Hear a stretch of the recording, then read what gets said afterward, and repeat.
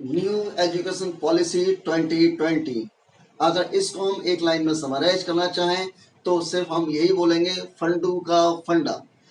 कैसे एक बच्चा जब स्कूल जाता है उसे किस माहौल के अंदर किस तरह की एजुकेशन दी जाए, कैसे किस तरह के उसे चांसेस दिए जाए जिसके अंदर वो अपने अंदर की क्वालिटीज को एक्सप्लोर कर पाए और बाहर जाकर सोसाइटी में अपने आप को प्रूव कर पाए, अपने लिए, अपने देश के लिए और परिवार के लिए काम कर पाए, नाम कर पाए। इन सारी चीज़ों का समावेश है न्यू एजुकेशन पॉलिसी 2020 में। मैं अजय कुमार सक्सेना आपका स्वागत करता हूँ फंडों का फंडा। न्यू एजुकेशन पॉलिसी 2020, इसमें देखेंगे बच्चा जब 2020 से पहले, यानी कि एजुकेशन पॉलिसी जो नई आई है इससे पहले जब बच्चा स्कूल जाता था तो उसका ये रूप हमें देखने को मिलता था। भारी बैग से झुका हुआ कंधा और किताबों का बोझ, इसके अलावा बच्चा कुछ और नहीं कर पाता था। स्कूल में पढ़ाई, घर में पढ़ाई और एक दूसरा स्कूल जिसको हम ट्यूशन बोलते थे वहाँ पर भी जाकर सिर्फ पढ़ाई और सिर्फ पढ़ाई। लेकिन अब 2020 एजुकेशन पॉलिसी के बाद बच्चे का रूप ये होने वाला है, बच्चा स्मार्ट होने वाला है, किताबों का बोझा उसके ऊपर नहीं होगा, पूरी दुनिया को अपनी उंगलियों पर चला सकता है स्मार्ट बच्चा। ये बहुत बड़ा डिफरेंस है जो दोनों फोटो आपको दिखा रहे हैं कि 2020 से पहले और 2020 के बाद इस एजुकेशन पॉलिसी के अंदर कितना बड़ा चेंज आने वाला है। अब दोस्तों इसमें शुरुआत करते हैं हम लोग। सबसे पहले इसमें 10+2 बोर्ड को हटा दिया गया है। यहाँ पर शुरू किया गया एक नया सिस्टम 5+3+3+4 को, जिसमें अंदर 4 स्टेज होंगी। बच्चा यहाँ 4 स्टेज के अंदर स्टडी करेगा 12 तक। लेकिन क्लास 1 से लेकर क्लास 12 तक की स्टेज नहीं है, ये स्टेज क्लास 1 से पहले की भी है। जब बच्चा स्कूल आता है, क्लास 1 में एडमिशन लेता है, तो उससे पहले के इंपॉर्टेंट 3 ईयर्स भी बच्चा स्टडी करेगा। उसके लिए अलग से एक फ्रेमवर्क तैयार किया गया है। उसके बाद में पहली क्लास और दूसरी क्लास को मिलाकर कुल स्टडी हो जाती है उसकी 5 ईयर्स की। फाउंडेशन इसकी तैयार की जाएगी बच्चे की, जो बहुत ही ज़्यादा इम्पोर्टेंट है। इसके बाद अगले 3 साल बच्चे की प्रिपरेटरी स्टेज कहलाएगी, जिसमें 3, 4, 5 क्लास आएगी। उस क्लास के बाद बच्चे की अगली 3 क्लास आएंगी, 6, 7, 8। उसके बाद में अगली स्टेज आएगी सेकेंडरी स्टेज, उसमें 9, 10, 11, 12 यानी कि 4 साल की स्टडी। तो इस तरह से आपने देखा पहले के 5 साल यानी कि पहले दूसरी क्लास, और उससे पहले की 3 साल, ये हो गया 5 year plan. Then 3 year plan means 3, 4, 5 class, and next 3 year plan 6 to 8 class.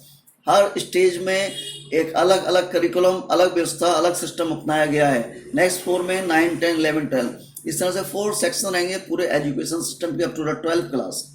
इसके बाद यहाँ पर हम देखेंगे ECC हम बात करें उनकी, जो इस बच्चा स्कूल नहीं आ रहा है, स्कूल आने से पहले जो बच्चा पढ़ाई करेगा उस पढ़ाई के अंदर कैसा स्कूल होगा उसका, जिसको हम प्री स्कूल बोल सकते हैं। बहुत ट्रेन टीचर इसके अंदर ट्रेन तरीके से इसको लेके चलेंगे।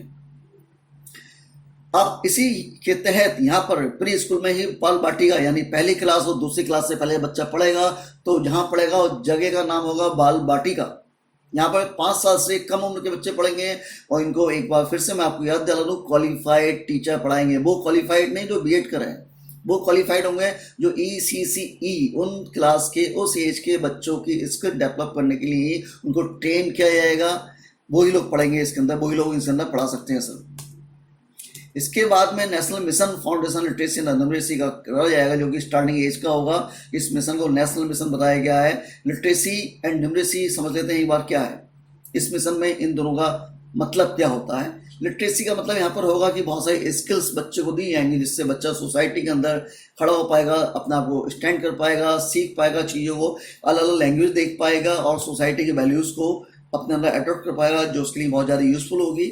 और नंबर्स की बात करें, न्यूमरेसी का मतलब खाली प्लस माइनस मल्टीप्लाई डिवाइड के क्वेश्चंस करना ही नहीं होगा, बल्कि उसके लिए होगा कि वो सोचे, कम्युनिकेट करे नंबर्स के हिसाब से, वो देखे कि डेटा क्या है, डेटा क्या कह रहा है, क्वांटिटेटिव के हिसाब से वो बात करे। अब सेकंड चीज के अंदर आएगी, बच्चा रीजनिंग को देखे, मैथमेटिकल रीजनिंग कहाँ कहाँ अप्लाई हो रही है, उसको यूज करके वो अपनी प्रॉब्लम्स को कैसे सॉल्व कर सकता है, सोसाइटी की प्रॉब्लम्स को कैसे सॉल्व कर सकता है। क्योंकि डेटा इतना सारा कलेक्ट करती है बड़ी बड़ी कंपनी आज की डेट में, देखती है किसको क्या चाहिए, किसको क्या प्रॉब्लम है, उससे सबसे अपने नए प्रोडक्ट मार्केट में लॉन्च करती हैं।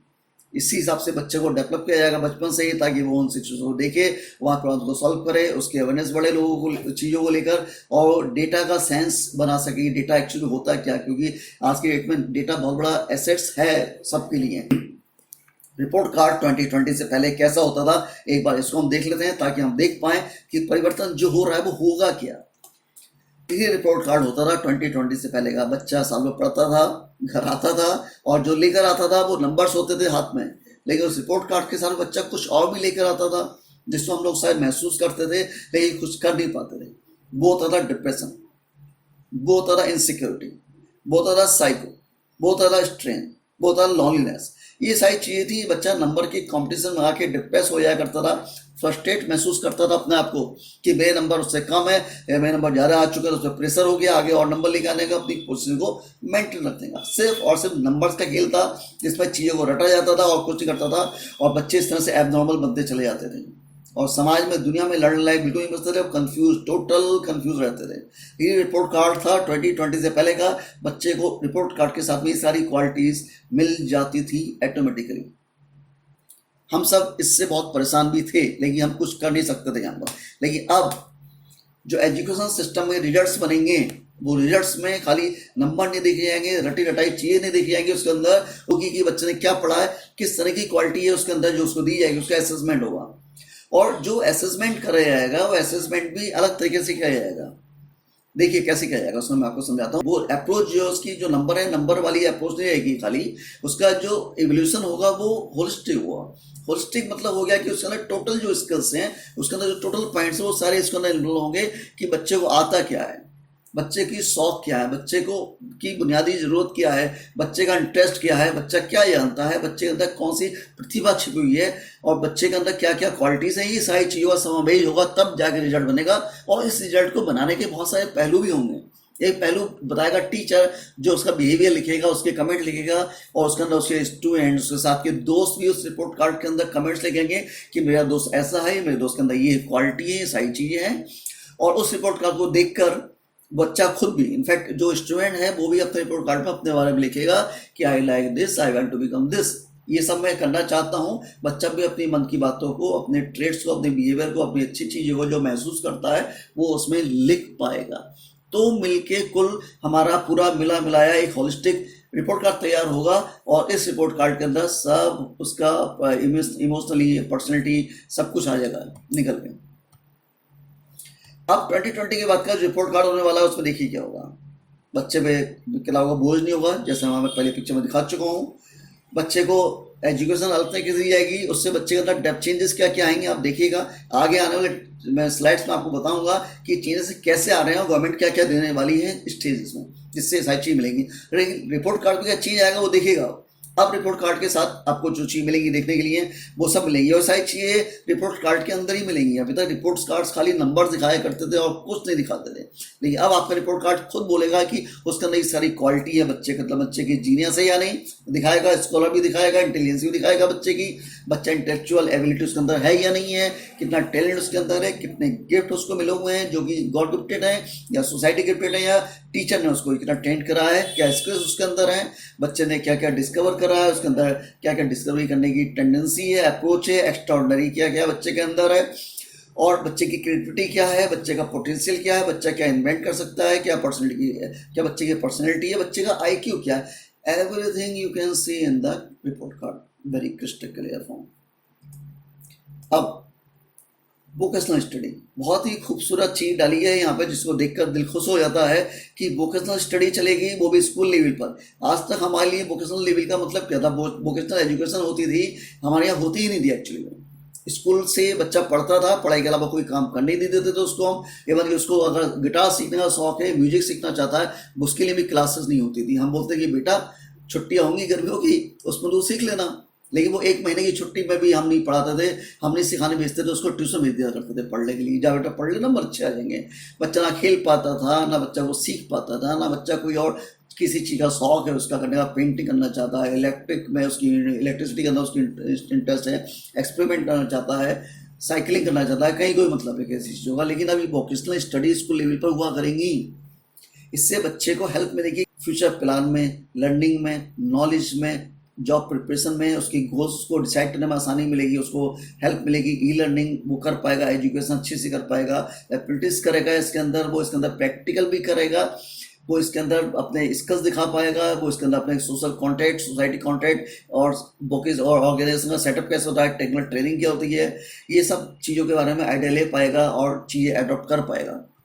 ये बहुत ही अच्छी चीज़ रहेगी इसके अंदर। और जितनी भी स्टेज रहेंगी इसके अंदर, देखिए वोकेशनल एजुकेशन ट्रेनिंग स्किल्स में बच्चा स्कूल के साथ साथ, पढ़ाई के साथ साथ, पढ़ाई के करिकुलम के साथ साथ एक करिकुलम उसका वोकेशनल का भी होगा। मैं आपको याद दिला दूँ, ये एक्स्ट्रा करिकुलम एक्टिविटी नहीं है, अब extra curriculum activity main curriculum activity बन चुकी है। यहाँ बच्चा डिफरेंट एक्टिविटी में इन्वॉल्व होगा जो उसकी लोकल एरियाज में होंगे, साथ ही साथ उसको इंटर्नशिप के लिए मौका मिलेगा, छोटे छोटे प्रोजेक्ट मिलेंगे उसको, जो भी उसके लोकल वोकेशनल एक्सपर्ट्स होंगे वहाँ जाएगा, बच्चे को स्कूल बुलाया जाएगा उसको, और अलग अलग मीडियम के थ्रू उनको वहाँ ट्रेनिंग दी जाएगी। प्रोजेक्ट्स पे काम करेगा बच्चा, उनकी रिपोर्ट्स को सबमिट करेगा। इससे बच्चे के अंदर कॉन्फिडेंस आएगा, बच्चा समझ पाएगा कि प्रैक्टिकल ट्रेनिंग होती क्या है, काम कैसे करते हैं, उसकी सोचने की अप्रोच, उसकी प्रॉब्लम सॉल्विंग की अप्रोच, सब चेंज होगी धीरे धीरे, उसका मन ज़्यादा लग पाएगा पढ़ाई के अंदर। इन सब के बाद जब बच्चा घर आएगा तो उसकी क्रिटिकल थिंकिंग, जब बच्चा घर आएगा, बता रहा था मैं आपको, तो हर दिन एक नया रूप, नया रंग लेकर आएगा, हर दिन उसके अंदर चेहरे पे नई चमक होगी, नई खुशी होगी, और उसकी हर चीज़ में क्रिटिकल थिंकिंग रहेगी, प्रॉब्लम सॉल्विंग अप्रोच रहेगी, चीज़ें थकेगा नहीं, हारेगा नहीं कि मुझसे नहीं होगा, काम ज़्यादा है, होमवर्क ज़्यादा है, मैं क्या करूँ, मैं नहीं पढ़ सकता, सर अच्छा नहीं पढ़ाते, उसके नंबर अच्छा आ गए तो वो ये करता है, या उसके पापा पढ़ाते हैं, उसके पास ये अप्रोच है, ये चीज़ है, ऐसा कुछ नहीं होगा। और स्पोर्ट्स इंटीग्रेटेड एजुकेशन भी दी जाएगी उसको, जिसमें उसको लर्निंग, नॉलेज लर्निंग होगी, एक्सपीरियंस होगा, एबिलिटी, ग्रोथ, स्किल्स, कॉम्पिटेंसी बढ़ेगी, ट्रेनिंग, ये सारे पहलू, ये सारे एस्पेक्ट्स उसकी लाइफ के अंदर प्लस हो जाएंगे, जो उसको कहीं से कहीं पहुंचा देंगे। ये वो पहलू हैं जो कभी भी उसके अंदर हो ही नहीं पाते हैं 12th क्लास पास करने के बाद भी, भले ही वो 95% मार्क्स ही क्यों लेकर नहीं आया हो।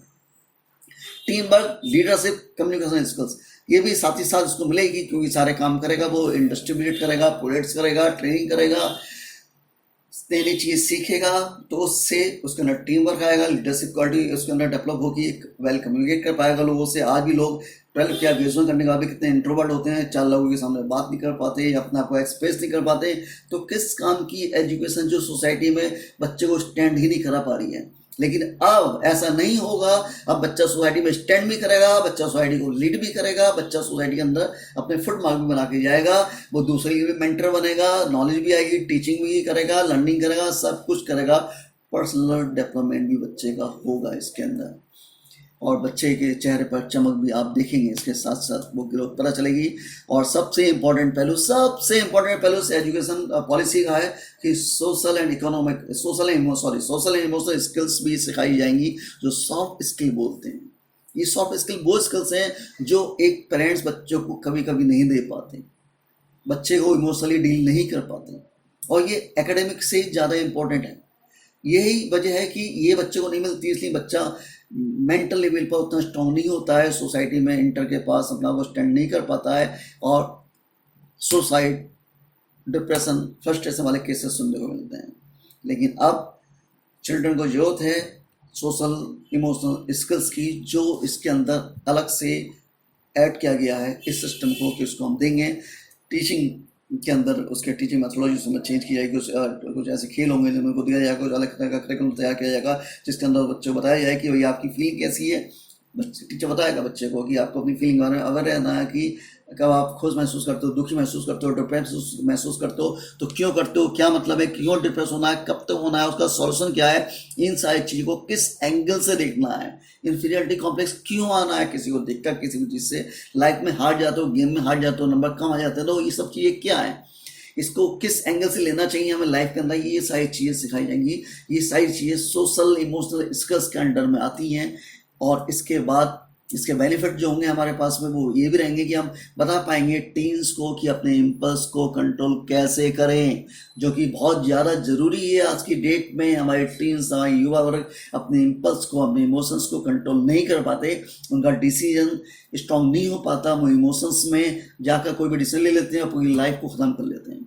यहाँ वो स्ट्रांगली फील कर पाएंगे इस एस्पेक्ट में, और लाइफ को सक्सेसफुली जी पाएंगे, क्योंकि लाइफ में आगे जाने के लिए खाली ज्ञान, किताबी ज्ञान ही जरूरी नहीं है, आपको सोशल इमोशनल स्किल्स में भी स्ट्रांग होना बहुत जरूरी है, जो इस एजुकेशन पॉलिसी का बहुत ही इंपॉर्टेंट पार्ट हो चुका है। इस पूरी पॉलिसी के अंदर दोस्तों सबसे खूबसूरत चीज़ है कोडिंग। ये कोडिंग एक ऐसी चीज इंट्रोड्यूस की गवर्नमेंट ने इस क्लास के अंदर, जिससे बच्चा 21st सेंचुरी के अंदर अपने आप को प्रूव कर पाएगा, स्टैंड कर पाएगा और अपने आप को वहां पर कुछ नई चीजों के साथ में इंट्रोड्यूस भी कर पाएगा। 21st सेंचुरी के साथ कदम से कदम मिला के चल पाएगा। ये बहुत ही खूबसूरत चीज़ यहाँ पे निकली है, गवर्नमेंट ने इंट्रोड्यूस की है। कोडिंग एक तरह की नई तरह की लिटरेसी है जो हर व्यक्ति को आनी चाहिए आने वाले टाइम के अंदर, क्योंकि कोडिंग जब फर्स्ट क्लास में इंट्रोड्यूस की जाएगी बच्चे को, तो बच्चा कोडिंग करने के साथ ही साथ ऐप बनाना सीखेगा, डिजाइनिंग सीखेगा, क्रिएट करेगा, इनोवेटिव चीज़ आएगी, क्रिटिकल थिंकिंग आएगी, सॉल्यूशन आएंगे और इसके बाद आगे चल के वो आर्टिफिशियल इंटेलिजेंस भी करके थ्रू भी नई नई चीज़ें बना सकता है, रोबोटिक फील्ड में जा सकता है। आने वाली सेंचुरी इन्हीं सारे कामों की होने वाली है। और हमें पता है कि बहुत सारे किड्स जो हैं फॉरेन कंट्रीज में मिलियंस कमा रहे हैं सिर्फ और सिर्फ कोडिंग की बदौलत। अब हमारे बच्चे भी इसी कोडिंग को सीख कर 6th क्लास से ही, सोचिए जरा कि 6th क्लास से ही, अभी तक क्या होता था कि एडवांस एजुकेशन क्या होती थी, क्लास में कंप्यूटर ला दिया, एडवांस क्लासेस हो गई। कंप्यूटर लाने से क्लास में क्या क्लास एडवांस हो जाती है, जब तो हम चीज़ें सिखाएंगे क्या जो हम MS ऑफिस MS वर्ड ही सिखाते रहेंगे, बिल्कुल नहीं। तो कोडिंग एक ऐसी चीज़ है 21st सेंचुरी में बच्चे को आगे लेकर जाएगी, उसकी अप्रोच चेंज कर देगी। ये बहुत ही खूबसूरत चीज़ यहाँ निकाली है गवर्नमेंट ने इसके लिए। और करिकुलम की बात करते हैं हम कि करिकुलम कैसा होगा, सिलेबस कैसा होगा। क्या सिलेबस वही हो जो हम पढ़ते चले आए थे? ये सिलेबस ऐसा है जिसके अंदर ट्रिग्नोमेट्री बच्चे ने कर ली, MSc मैथ्स से कर ली, उसको पता ही चल रहा है कि उसकी प्रैक्टिकली अप्रोच है कहाँ उसको इम्प्लीमेंट कर पाएंगे। रटती विद्या कब तक चलेगी, कैसे चलेगी, क्या करेंगे हम?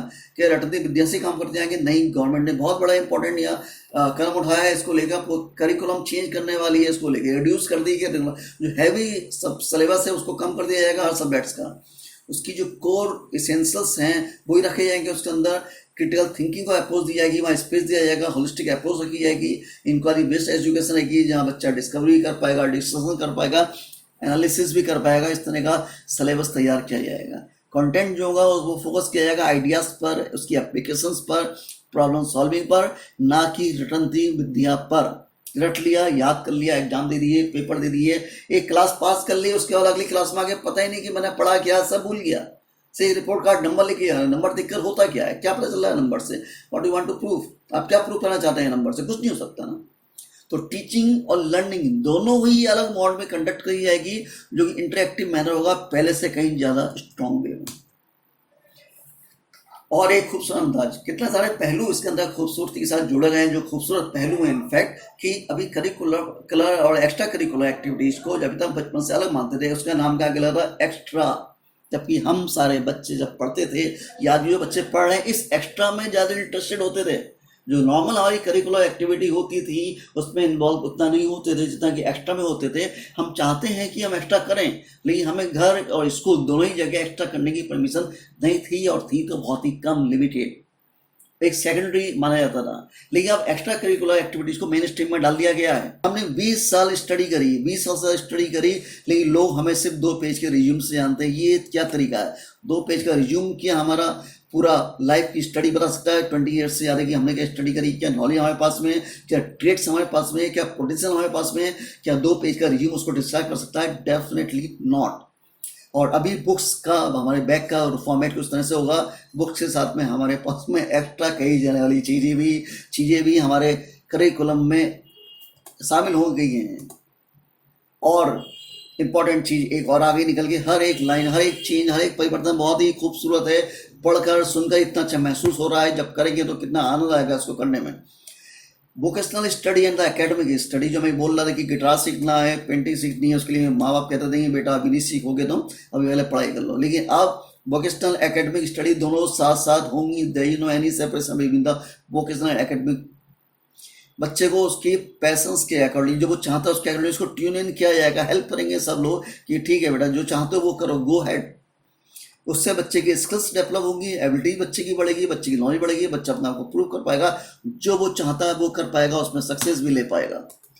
और एक और चेंज किया है इन्होंने, सारी जो भी बाधाएं थी, जो भी कॉम्पिटिशन थी, ऑब्स्टिकल्स से सबको दूर कर दिया गया, सबको खटाक से हटा दिया गया एकदम से। साइंस, आर्ट, कॉमर्स, सिर्फ 3 स्ट्रीम हम लोग जानते थे। साइंस वाला बच्चा ह्यूमैनिटीज भी पढ़ सकता है, आर्ट साइड के सब्जेक्ट्स भी पढ़ सकता है।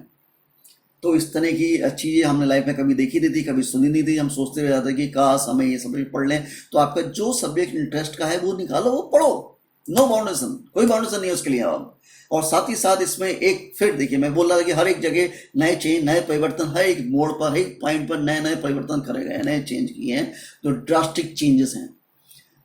सिलेबस चेंज किया, करिकुलर एक्टिविटी चेंज की, बोर्ड एग्जाम्स का मॉडल भी चेंज कर दिया, annual, semester and model exams format कर दिए हैं। एग्जाम्स इस तरह से होंगे आपकी ऑब्जेक्टिव्स के साथ साथ डिस्क्रिप्टिव भी मॉड रहेगा पेपर्स का, मतलब आप बच्चा रटी रटाई चीज़ें बिल्कुल ही नहीं होंगी, इस तरह से होंगी बच्चे को प्रैक्टिकली अप्रोच उसमें समझ में आए कैसे करनी है, तभी बच्चा पेपर दे पाएगा इजीली। तो उसमें ऑब्जेक्टिव क्वेश्चंस भी होंगे और डिस्क्रिप्टिव क्वेश्चन, क्योंकि इन दोनों का, इससे वर्डन कम होगा, बच्चा इजीली उसको क्वालिफाई कर पाएगा, समझ पाएगा। और सिलेबस उन्होंने वैसे ही कम कर दिया है। और एग्जाम भी साल में 2 बार होंगे, बोर्ड एग्जाम्स भी ऐसे ही होंगे। बोर्ड एग्जाम्स की जो नॉलेज होगी वो इस तरह से होगी, वो नॉलेज को, एग्जाम्स ऐसे होंगे कि नॉलेज को प्रमोट करें, एप्लीकेशन को प्रमोट करें, ना कि अपने जो रेक्टिफिकेशन है उसको प्रमोट करें। और बोर्ड एग्जाम्स हमने बताया कि आपको साल में 2 बार हुआ करेंगे, तो इससे भी बर्डन कम हो गई। एक साल में पूरा, एक बार में पूरा कोर्स करना है वो जो होती है। और बहुत ही खूबसूरत चीज़, 10th क्लास का बच्चा, कितना छोटा बच्चा, बोर्ड का प्रेशर बेचारे पे, उस प्रेशर से बच्चे को फ्री कर दिया गया है। 10th क्लास का बोर्ड एग्जाम खत्म कर दिया गया है। 10th क्लास का एग्जाम भी नॉर्मल एग्जाम की तरह ही होगा। सोचिए, छोटा बच्चा जिसका माइंड इस समय नई चीज़ें सोचने में, देखने में, करने में, क्रिएटिविटी करने में, अपना को डेवलप करने में लगना चाहिए, वो टाइम उसका सिर्फ नंबर लाने में लगा रहता है। सिर्फ नंबर्स की दौड़ना पड़ा है कि 10 परसेंटाइल आ जाए, मेरा 9.8 परसेंटाइल आ जाए, कोई यूज़ नहीं है उन सारी चीज़ों का। बच्चे को जो करना चाहिए उस एज में, उसके लिए ही पूरा करिकुलम, पूरा सिस्टम तैयार किया जा रहा है। और board education exam 10th class का खत्म कर दिया गया है। इस तरह से बच्चे के ऊपर जो अननेसेसरी बर्डन था, स्ट्रेस था, उसको खत्म कर दिया गया है इतनी कम एज में। और पढ़ने के लिए जो ई कंटेंट है वो 8 रीजनल लैंग्वेज में हमारे पास होगा। बच्चा आराम से कहीं पर भी होगा, पढ़ पाएगा, अपनी अपनी रीजनल लैंग्वेजेस में ही स्टडी करी जाएगी उसकी। उसके अंदर कोई एजुकेशन तो जाएगी इंग्लिश नहीं, कि उसे इंग्लिश में ही पढ़ना है, इंग्लिश मात्र एक सब्जेक्ट होगा और चीज़ कुछ नहीं होगी। बाकी जिस लैंग्वेज में चाहे, लोकल लैंग्वेज में चाहे, अपना सब्जेक्ट पढ़ सकते हैं, आप उसमें अंदर एग्जाम दे सकते हैं। SC ST OBC स्टूडेंट्स को स्कॉलरशिप्स का प्रावधान किया है, स्कॉलरशिप उनकी बढ़ाई जाएगी। और इन सब के लिए आप सोच रहे होंगे पैसा कहाँ से आएगा, बड़ी मीठी मीठी प्यारी प्यारी लॉलीपॉप और खूबसूरत चीज़ें बातें हैं ये, लेकिन पैसा कहाँ से आएगा, फंड कहाँ से आएगा, कैसे करेगा बच्चा। तो उसके लिए गवर्नमेंट ने 1.7% GDP का अभी तक खर्च करती थी एजुकेशन पर, लेकिन गवर्नमेंट लगभग 4 टाइम, 4 गुना, जी हाँ सही सुना आपने, 4 गुना, 6% GDP कर दिया है। और जिससे एजुकेशन को फंडिंग की प्रॉब्लम बिल्कुल नहीं होगी। इन सबको पढ़ाने के लिए टीचर चाहिए, ट्रेन टीचर। तो उसके लिए BEd डिग्री 4 इयर्स की कर दी गई है, 4 ईयर इंटीग्रेटेड BEd डिग्री चलेगी। और अभी जो एजुकेशन मिनिस्टर है उनका ये कहना है कि IAS ऑफिसर बनना आसान होगा, टीचर बनना मुश्किल होगा, क्योंकि ये टीचर ही हमारे देश के पिलर्स को बनाएगा, खड़ा करेगा, इसलिए उसका स्ट्रॉन्ग होना बहुत जरूरी है। ये टीचर्स की ट्रेनिंग बहुत टफ, बहुत स्ट्रॉन्ग कर दी जाएगी। और अलग से बॉडी बनी है SQAAF, ये स्कूल की क्वालिटी को मॉनिटर करेगी। बच्चे 12th क्लास कर लिया, सब काम खत्म हो गया, बच्चा आ गया यूनिवर्सिटी में कि यूनिवर्सिटी में एडमिशन कैसे ले, कैसे सीखे, कैसे ले, सारी चीज़ें आपको ये जानना बहुत ज़रूरी है कि नेशनल टेस्टिंग एजेंसी बनी है, हाई क्वालिटी कॉमन एप्टीट्यूड। पहली तो चीज़ आप ये जान लीजिएगा, ये भी बहुत ही खूबसूरत, बहुत ही सुंदर, बहुत ही मज़ेदार चीज़ है कि पूरी इंडिया के अंदर सारे यूनिवर्सिटीज़ का सिलेबस सेम होगा। देयर इज नो चेंज, कोई चेंज नहीं उसके अंदर, चाहे आप MP से करो, UP से करो, UK से करो, सेम सिलेबस हर जगह आपको मिलेगा। और 12th के बाद में एंट्रेंस एग्जाम रखा गया है, पूरी ऑल ओवर इंडिया में एक ही एंट्रेंस एग्जाम होगा डिग्री कॉलेज में एडमिशन लेने के लिए। और ये एंट्रेंस एग्जाम आपके लिए बहुत हेल्पफुल होगा, क्योंकि इस एंट्रेंस एग्जाम के अंदर आपके सब्जेक्टिव पेपर ही नहीं होंगे, इसके अंदर ह्यूमैनिटीज़ के, लैंग्वेज के, वोकेशनल सब्जेक्ट्स के ये एग्जाम्स भी होंगे, इसकी चीज़ें भी पूछी जाएंगी, जिससे अगर इंटर में नंबर कम है, परसेंटेज कम आ रही है, तो इन एग्जाम्स के थ्रू आप अपनी एबिलिटी दिखा सकते हैं, अपना इंटरेस्ट शो कर सकते हैं और आप इसका नंबर ज़्यादा लेकर आ सकते हैं। ये NTA वाले नंबर्स और आप इंटर के नंबर दोनों मिलकर ही मेरिट बनेगी, तो आपको कहीं पर भी एडमिशन मिल सकता है, किसी भी हिंदुस्तान में किसी भी यूनिवर्सिटी के अंदर आप एडमिशन ले सकते हैं सबके बाद में। और मल्टीपल एंट्री और एग्जिट प्रोग्राम किया गया है इसके अंदर। ये क्या चीज़ है कि हम यूनिवर्सिटी के अंदर कैसे पढ़ें, बहुत सारी प्रॉब्लम यहाँ के आती है। यहाँ के बच्चा पढ़ता है, एक साल पढ़ता है, कई बार डिस्टर्ब हो जाता है, उसे जॉब करनी पड़ जाती है, घर की प्रॉब्लम्स होती है, कुछ और करना पड़ जाता है, तो बच्चा उतना नहीं कर पाता।